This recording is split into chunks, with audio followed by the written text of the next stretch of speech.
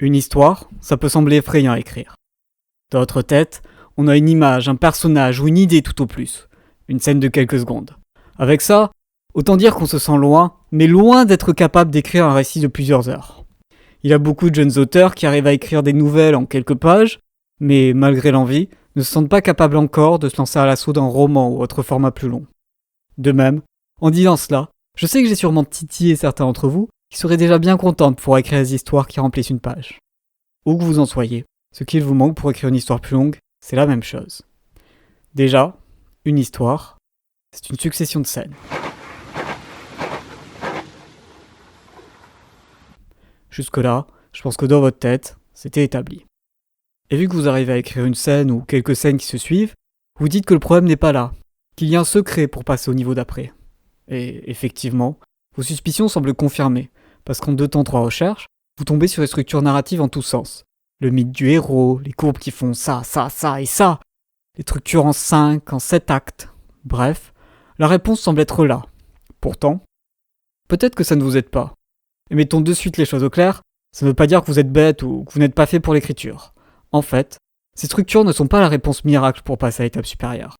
Ce sont des solutions clés en main, qui vont en débloquer certains, mais le problème sous-jacent est tout à fait définissable, et on peut l'aborder autrement. Prenons le Roi Lion de Disney par exemple. Ce n'est pas l'œuvre que je connais le mieux, mais ça parlera au plus grand nombre. Au-delà des jolies images, musique et animation, il y a un truc qui fait qu'on est embarqué dans l'histoire et qu'on trouve cohérent, voire même bien amené dans l'évolution de notre petit lionceau, alors même que celui-ci semble se disperser en tous les sens. Un coup, il se sent coupable d'un meurtre qu'il n'a pas commis. Un autre, il part vivre dans un endroit inconnu loin de chez lui sans trop chercher à rentrer, ni même à contacter ses proches, ne serait-ce que pour leur signaler de ne pas s'inquiéter, lui va bien. Et encore une autre fois, il se met à vivre à la manière d'un suricate ou d'un facochère. Bref, tout plein d'éléments qui, si on les met à plat sur une table, pourraient nous faire douter qu'ils aillent tous dans le même plat. Et pourtant, il n'en est rien. Au visionnage, quand ces éléments s'ajoutent, ils semblent découler fluidement les uns des autres. Quel secret ? Sûrement avez-vous déjà entendu parler d'un fil rouge ou de l'essence dans une œuvre. Cela nous met sur la bonne piste. En fait, dans l'écriture, il y a le world building, c'est-à-dire l'univers où va prendre place notre récit.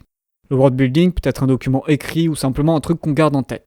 Il va consigner tous les éléments qui peuvent être utiles à notre histoire, sans forcément être mentionnés dans l'œuvre finie. Il permet de rester cohérent dans son histoire. Par exemple, si on écrit un personnage qui le soir ne mange rien parce que son frigo est vide, 10 minutes plus tard quand il recevra une visite surprise, est-ce qu'il va offrir des bières à ses convives ? Ou peut-être va-t-il leur offrir les boissons, mais s'excuser de ne rien pouvoir leur proposer à grignoter. Et plus tard, quand il ira faire ses courses, est-ce que le magasin est en bas de chez lui ou est-il à l'autre bout de la ville ? Ça vous donnera une indication sur si son frigo était vide parce que probablement il avait la flemme de descendre faire 2 courses, ou si les éléments sont contre lui. Quand on va écrire notre histoire, on pioche dans le world building mais on va pas prendre tous les éléments. De la même façon que tout à l'heure je vous ai dit que son frigo était vide sans mentionner qu'il y avait des bouteilles de bière à l'intérieur, pour l'histoire, on ne raconte pas tout. On prend juste ce qu'il nous faut quand il nous le faut. Parce qu'en fait, l'histoire, c'est pas de la magie, c'est de la science, c'est du calcul. On fait tomber tel élément à tel moment dans le but de créer l'effet voulu. C'est de la prestidigitation, l'illusionnisme. Le public voit un lionceau à l'écran, mais derrière, ce qui les touche, c'est qu'au travers de ces aventures, ils perçoivent quelque chose d'humain, de personnel. Et peut-être même que votre public sera incapable de formuler pourquoi ça les touche. Peut-être même est-ce votre cas. Et vous vous êtes mis à l'écriture parce qu'à vos yeux, c'est de la magie. C'est merveilleux ces histoires qui prennent vie presque miraculeusement. Mais en coulisses, il va vous falloir maîtriser les trucs et astuces. Et ce n'est pas de l'approximatif. Une histoire, c'est une dissertation. Tout le Roi Lion développe une argumentation autour du cercle de la vie. La jeunesse joyeuse et insouciante à explorer le monde. Puis les choses utiles que les parents nous disent, mais qui nous passent à côté car trop sérieuses et lointaines. Puis les limites fixées par les parents pour nous protéger alors que nous sommes inconscients du danger. Puis les bêtises que l'on fait en cherchant à explorer et leurs conséquences. Puis la difficulté de grandir et devoir faire ses choix par soi-même. Puis l'envie de fuir ses responsabilités et rester en enfance. Puis l'errance. Et puis le devoir qui nous appelle. Et puis c'est à nous de protéger les autres. Puis on doit reprendre le flambeau et porter à notre tour la flamme que nos aïeuls nous ont insufflée. En fait, vous voyez, au-delà de l'histoire du petit lionceau, il y a une véritable discussion argumentée dans l'œuvre. Et je vous le dis tout de suite, cette discussion n'est pas forcément évidente à identifier dans votre création. Si vous partez un sujet pour développer votre histoire, vos personnages ou péripéties, oui, ça peut vous sauter aux yeux. Par exemple, quand on regarde une œuvre comme Solo Leveling, ça a sûrement été le cas. En tout cas, l'auteur est bien conscient du sujet de sa dissertation, vu que c'est dans le titre, Leveling, la progression. Et effectivement, L'essence de cette œuvre, c'est d'explorer la progression sous tous ses angles. Le premier épisode de l'anime nous montre un protagoniste trop faible pour survivre par lui-même. Il vit donc au crochet des forts qui l'entourent, même si ce n'est pas agréable comme situation, d'autant plus qu'il le dénigre. Or, il n'a pas le choix, sa mère et sa sœur ont besoin de lui, donc il persévère quitte à se sacrifier lui-même. À la fin de l'épisode, changement de paradigme, leur groupe rencontre un monstre qui les dépasse. Soudain, l'ensemble de la troupe se retrouve au même niveau que notre protagoniste. Second épisode, de ce changement, les faiblesses de chacun apparaissent. Ce qui nous était montré fort juste auparavant s'effondre. Ils pleurent, ils s'énervent, ils deviennent fous, ils sont perdus, ils ne savent plus quoi faire. En fait, leur force gagnée à la naissance est tout ce qu'ils avaient pour eux, mais pas notre protagoniste. Dans cette situation, il brille. Il montre un sang-froid, des qualités morales, de la bravoure, de l'intelligence, un leadership exceptionnel. Son intervention permet au groupe de recouvrer ses esprits et devrait permettre à ce que tout le monde puisse en sortir. Néanmoins, les autres paniquent face à la manifestation de la force absolue qu'ils ont face à eux et enrayent ses efforts. Quand bien même, jusqu'au bout, le protagoniste garde la tête sur les épaules.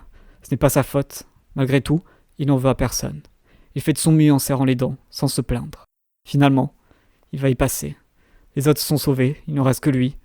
Là seulement, il ose s'admettre que c'est injuste. Qu'il disait être satisfait de lui servir de sacrifice sans que cela permettait aux autres de s'en sortir, mais qu'en fait ce n'était qu'un mensonge. Lui aussi veut penser à sa gueule et s'en sortir. Si seulement, s'il avait la moindre opportunité, il ne se laisserait plus marcher dessus. À partir de là, l'œuvre ouvre l'aventure sur le protagoniste qui va prendre du temps pour lui-même, faire des efforts pour lui-même, ne plus donner pour n'importe qui mais choisir qui il choisit d'aider, sous quelle forme et dans quelles conditions. L'argument développé, c'est que de se prendre en main, c'est ne pas se négliger totalement. Vu que l'œuvre met de pair être faible et se négliger. D'ailleurs, on peut penser aux combattants de rang S à la série, qui sont le summum de la société. Et au-delà de leur capacité acquise à la naissance, ils se distinguent dans le récit par leur intelligence et leur qualité morale exceptionnelle, comme notre protagoniste depuis le début de l'œuvre, preuve que ces qualités morales sont importantes. On voit aussi ces combattants s'entraîner, alors que je rappelle, leur force hors du commun est acquise à la naissance et ne dépend pas des efforts. Là aussi, l'auteur insiste sur l'importance des qualités morales et de ne pas se reposer seulement sur son talent. Et surtout, on les voit libres nos combattants de rang S. Toute l'argumentation du récit, c'est que la force permet de faire son chemin et piller le monde à sa volonté. Chaque combattant de rang S mène une vie qui corresponde à son caractère, c'est-à-dire qu'ils vivent pour eux-mêmes. Certains causent des soucis et ne sont pas fréquentables, mais ils ne sont jamais caricaturés pleinement détestables comme pouvaient être certains personnages intermédiaires de rang D, C ou B. Ils sont l'incarnation de l'idéal à atteindre. Ils sont forts, ils pensent à eux-mêmes, mais ils ont aussi des qualités morales et de l'intelligence. En fait, ce qu'Œuvre nous dit, c'est que même si c'est une affaire de chance d'être né avec un talent qui nous place en haut de la société, quelle que soit notre place, il faut être humble. Les valeurs morales sont les mêmes pour tout le monde. En somme, le truc central dans l'œuvre que vous n'avez pas pu louper, c'est la force. En fait, Solo Leveling, au travers de son récit, nous propose une définition de ce qu'est être fort. À l'aide de l'évolution de notre protagoniste, ce qui s'approche à devenir dans son cheminement vers une forme finale idéale, et des combattants de rang S qui sont présentés comme le summum de l'humanité, rien que ça, on peut dépeindre la vision de la force selon Solo Leveling. D'après l'œuvre, la force est en partie un gros facteur chance, décidé à la naissance, auquel on ne peut rien faire, mais aussi des choses sur lesquelles on a un contrôle, qui sont les qualités morales, garder son sang-froid en toute situation, des efforts personnels, et effectuer un travail sur soi, avoir de l'estime envers soi-même, ne pas se négliger. Vous voyez, il y a un propos, une argumentation développée, même si au visionnage vous n'allez voir que des scènes d'action un peu cool, et vous dire que c'est ça qui vous tient en accroche. Ne vous est-il jamais arrivé de ne pas réussir à rentrer dans une œuvre, alors même qu'a priori elle devrait avoir tout ce qu'il vous faut? Ou alors le contraire, vous trouvez à apprécier un truc qui normalement devrait être à l'opposé de vos goûts. Le fait qu'une histoire fonctionne ou non a beaucoup à voir avec cette dissertation, si elle est réussie ou pas. Rassurez-vous néanmoins, je me suis lâché sur l'analyse, mais il n'y a pas besoin de savoir exactement toutes les implications de chaque élément qu'on insère dans notre récit. On peut écrire les choses simplement parce qu'on les trouve cool, et que ça fonctionne, sans avoir conscience de la dissert derrière notre histoire. Néanmoins, à la relecture, si vous bloquez à comprendre pourquoi certains passages fonctionnent et d'autres non, ou à l'écriture, si vous avez du mal à savoir où aller dans votre histoire, c'est là où le regard analytique peut avoir toute son utilité, et en reprenant votre œuvre comme un développement argumentatif, vous débloquez. Je parle d'argumentation depuis le début, parce que c'est vraiment le cas. Si vous creusez le domaine de la rhétorique, ça vous aidera à identifier quels procédés vont faire cheap et lesquels feront plus noble. Typiquement, si vous utilisez des hommes de paille pour faire briller votre protagoniste, narrativement ça a fonctionné, votre histoire risque d'apparaître comme débile, convenue ou inintéressante. Le héros qui se bat contre l'oppression, contre les guerres et contre l'injustice, est-ce que ça va être intéressant ? De la même manière que ça vous gaverait d'écouter un type défendre que l'oppression c'est mal, que les guerres ce n'est pas bien, et que l'injustice n'est pas cool, oui, à la fin sa conclusion sera logique et bien amenée, mais est-ce que son débat aurait présenté les arguments qui vous ont amené à réfléchir, des trucs intéressants ? Ça, c'est moins sûr. Donc vos histoires, ne les écrivez pas en fausses dissertes. Les scènes, les séquences ont une signification. N'en faites pas du remplissage sous prétexte de vouloir vite passer à la suite. Si ça figure dans le récit, il doit y avoir une idée derrière, une réflexion. Et là, je parle bien au niveau argumentatif de votre histoire. La séquence que vous insérez dans votre récit participe à la dissertation générale. Pour faire une bonne dissertation, il faut des idées, des réflexions intéressantes. Pour que vos arguments ressortent, il faut être clair. Ce faisant, utiliser un vocabulaire précis peut contribuer, mais aussi organiser ses idées. Notez dans le Roi Lion comment l'enfance est une période joyeuse et insouciante, mais insouciante parce que nos parents veillent sur nous, ce qui nous permet d'être heureux dans l'insouciante. Or, nos parents ne pourront pas éternellement veiller sur nous, donc il faut malgré tout grandir et prendre conscience des choses sérieuses. Et même à notre tour, ce sera un jour à nous de veiller sur les autres. C'est une grande réflexion. Et pour que ce soit digeste et compréhensible, on la sépare en plusieurs petites parties, simples et assimilables. Premièrement, l'enfance est une période joyeuse et insouciante. Coupure. Deuxièmement, mais insouciante parce que nos parents veillent sur nous, ce qui nous permet d'être heureux dans l'insouciante. Coupure. Troisièmement, or nos parents ne pourront pas éternellement veiller sur nous. Coupure. Quatrièmement, il faut donc grandir et prendre conscience des choses sérieuses. Coupure. Cinquièmement, et même, à notre tour, ce sera un jour à nous de veiller sur les autres. Vous voyez comme c'est immédiatement plus clair quand je fais un point, un argument. Ne balancez pas toute votre réflexion d'un seul coup. Vous avez une scène qui nous montre les lanciaux qui jouent ensemble, vous nous montrez qu'ils sont heureux et insouciants, point. On viendra nuancer que la vie c'est plus compliqué que ça ailleurs. On fera un plan, une scène ou une séquence séparée pour argumenter par exemple que bien que les lionceaux soient insouciants de leur bonheur, il y a les parents à côté, changement de scène, qui eux sont bien conscients des éventuels dangers à venir. En outre, organiser. Ça veut aussi dire regrouper les arguments qui vont ensemble. Vous avez peut-être entendu la formule thèse, antithèse, synthèse. Vous regroupez ensemble les arguments qui vont dans un même sens. Tout à l'heure, je vous ai détaillé les 2 premiers épisodes de Solo Leveling qui forment la situation initiale du récit. C'est la période où le protagoniste se fait marcher dessus. C'est ici que doit être détaillé ce que se faire marcher dessus veut dire. Plus tard, quand on nous montrera une scène où notre protagoniste arrête de se faire marcher dessus, ça va être une situation qui commence comme une des scènes qu'on a vues dans la situation initiale, tout pareil, mais qui va connaître une évolution différente.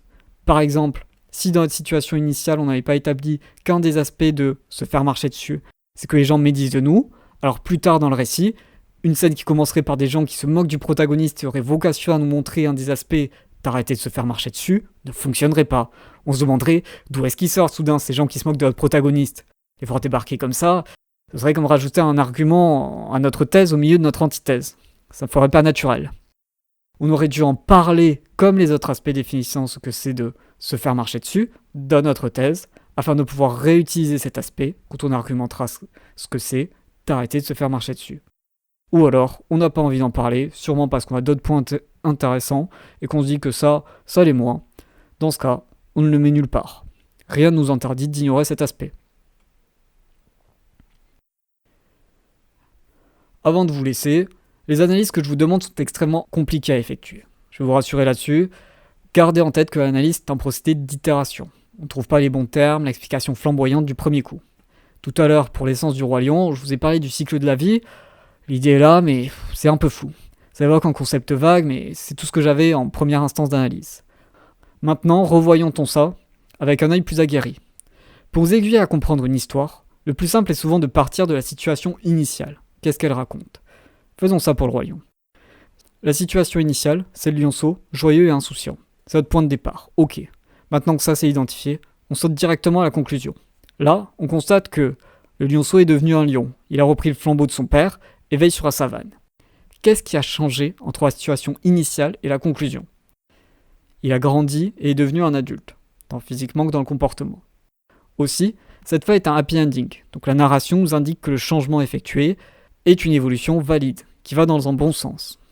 Ok, avec la situation initiale et la conclusion, on a une ébauche, mais on manque de précision. On ne saurait pas dire à ce stade si l'œuvre nous fait passer le message que grandir et devenir un adulte est une évolution valide et possible, mais dispensable, ou alors c'est une étape obligatoire de la vie. Pour affiner, on se penche sur tout ce qu'il y a en dehors de la situation initiale et de la conclusion. En bref, tous les trucs que l'on n'a pas encore considérés. Ce faisant, on voit que le lionceau a une période où il refuse de grandir, où il reste dans la joie et l'insouciance. Mais que la narration nous dit à un moment, hop, ça ne peut pas durer éternellement. Tu as des responsabilités maintenant. La savane ainsi que tes proches ont besoin de toi. Accepte d'aller de l'avant. C'est sans appel. Le message de l'œuvre, c'est qu'on ne peut pas rester un enfant toute sa vie. Grandir en adulte est LE bon sens de la croissance. Arrivé au bilan de notre analyse, on vérifie que notre modèle soit parfait. C'est-à-dire que 100% du récit doit rentrer et aller dans le sens de notre résultat. Par exemple, l'élément du lionceau qui perd son père et qui, dans la conclusion, finit par en reprendre le flambeau. Est-ce que ça s'inscrit dans notre interprétation de grandir et devenir adulte est la juste étape dans la vie? En reprenant l'œuvre, on voit qu'un des arguments du lionceau pour refuser de grandir était qu'il voulait garder son père. En restant enfant, il aurait toujours besoin de son père, donc celui-ci restera à ses côtés. Il avait peur que grandir, ce soit perdre son père. Et là, la conclusion nous dit « Non. Au contraire, en grandissant et reprenant le flambeau, c'est comme ça que tu vas réellement garder ton père avec toi. Tu ne peux pas aller contre l'ordre des choses. Tu as beau nier, ton père n'est plus là, il n'est plus là. Mais si tu acceptes cet état de fait, tu verras qu'en fait, il est encore avec toi, dans ce qu'il t'a insufflé, ce qu'il t'a apporté. En fait, il ne te quittera jamais. Tu le portes à l'intérieur de toi, et dans ce que tu es devenu. » Ça rentre dans le modèle. Jusque-là, notre modèle est valide. Dans le cas où un élément ne rentrerait pas dans le modèle, ne paniquez pas. Ça ne veut pas dire qu'il faut tout jeter. Effectivement, ça veut dire que notre modèle ne correspond pas tout à fait et qu'on peut trouver mieux. S'il y a un ou deux éléments qui sortent de notre modèle, on est sûrement pas loin de la vérité. On peut utiliser notre modèle comme base et affiner. Si vraiment ça déborde d'exceptions en tous sens, bon, là on doit être à côté de la plaque, il va falloir reprendre de zéro. Cette vidéo touche à sa fin. C'était dense et je ne vous laisse pas respirer une fois dedans. Prenez le temps de digérer tout ça, le but c'est de vous ouvrir les perspectives, retirez-en ce que vous voulez, il n'y a rien d'indispensable à savoir. Aussi, continuez d'écrire, la pratiquer le temps fera votre progression.